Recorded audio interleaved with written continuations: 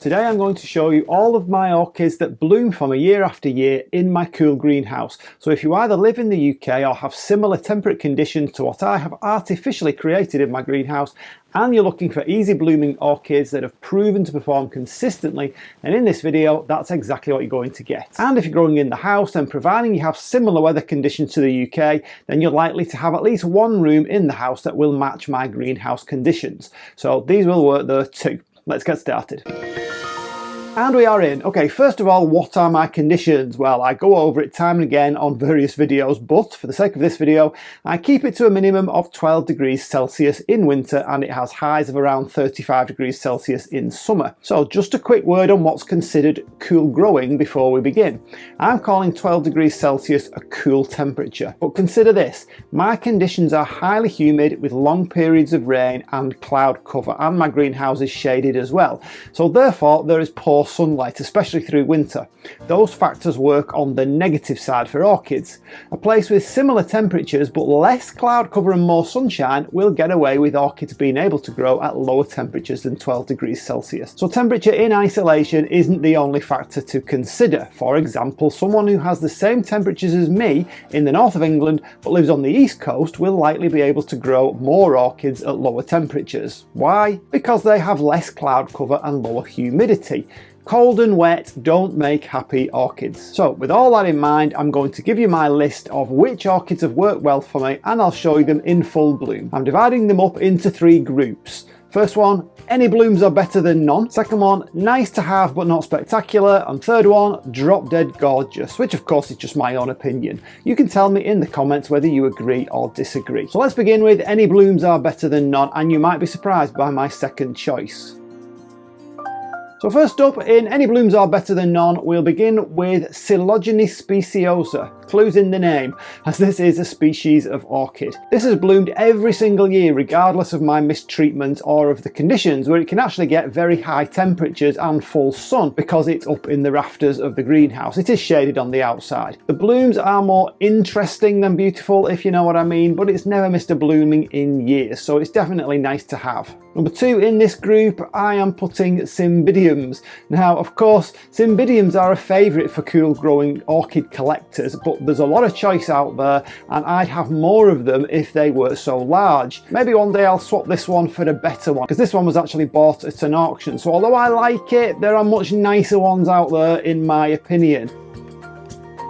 Okay, next up is the nice to have but not spectacular group, and I've allocated two orchids to this particular group. So we'll start off with Oncidium sotoanum. This is another species and another annual bloomer for me. It's only in bloom for a couple of weeks in my greenhouse, hence the reason for the grouping, but all blooms are welcome in January, which is when this tends to put spikes out for me. It can get spider mite, mine did, although all of them can get spider mite.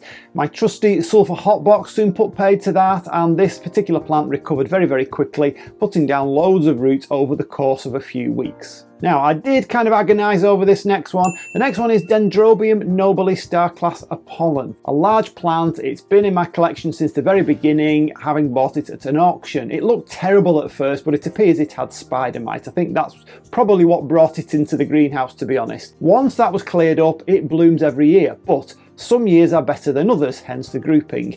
But when it does do a mass blooming, it might even be worthy of the drop dead gorgeous group. Now for the group you've probably been waiting for. This is the Drop Dead Gorgeous group. I've allocated 5 orchids to this group, and one of them is a close relation to the first one that you saw in this group. Okay, so we'll start with Oncidium Shari Baby. It's bloomed for me most years. Not all, as it did get very congested and needed dividing one year, but when it does bloom, it's glorious. It's scented and it's long lasting. It's a popular orchid for a reason. I water it sparingly and feed it during summer and spring, and that's all there is to it. Very easy orchid, a good doer, as they say over in the UK. For number 2, another popular cool growing orchid are the Masdevallias, although for me the only nailed on bloomer seems to be Masdevallia ignea, yet another species, a terrestrial one this time. The colour is so vibrant I wouldn't be without it, and it grows so well it's very easy to take divisions from the parent without having to do anything more than simply gently pulling them apart. Number 3, dendrobiums seem to do well for me, and this one is Victoria Regina. It's only a small plant, but it has bloomed several times. Sometimes it blooms twice in 1 year. It's unusual to get a blue, I think it's blue, some people might say it's purple, in the orchid world, and this one is particularly glorious and noticeable, despite it being a little plant. Number 4 is another Oncidium. This time it's from the Twinkle family, and when they don't have spider mite, they grow and bloom reliably. I'm just waiting for my remaining plant to recover from its last mite attack so that it'll show me those lovely, vibrant and fragrant blooms again, and I promised myself I'd buy a few more this season to replace the ones I lost through the dreaded mite. But when I'm without mite, it reliably blooms for me year on year. And the last plant I'm going to show you is Laelia anceps, and again yet another species. This is a reliable bloomer for me, other than 1 year. It was last year actually when I put it in a darker space in the greenhouse. They need plenty of light, as I learned to my cost, but this year it's back to its best again. The main issue with this is how to grow it, as the rhizome really is a spreader, but then the roots are deep too, so a pot is too narrow and a basket appears to be too shallow. All suggestions in the comments. So there are just a few orchids that have done well for me, and if you have similar conditions, please share in the comments which orchids do you grow that you'd recommend for cooler growing conditions. Do you agree with my groupings? Would you change any? And if you are into cooler growing orchids, which I guess you must be if you've watched so far, let me tell you what I learned about this fabulous Zygopedilum orchid after growing it for a couple of years.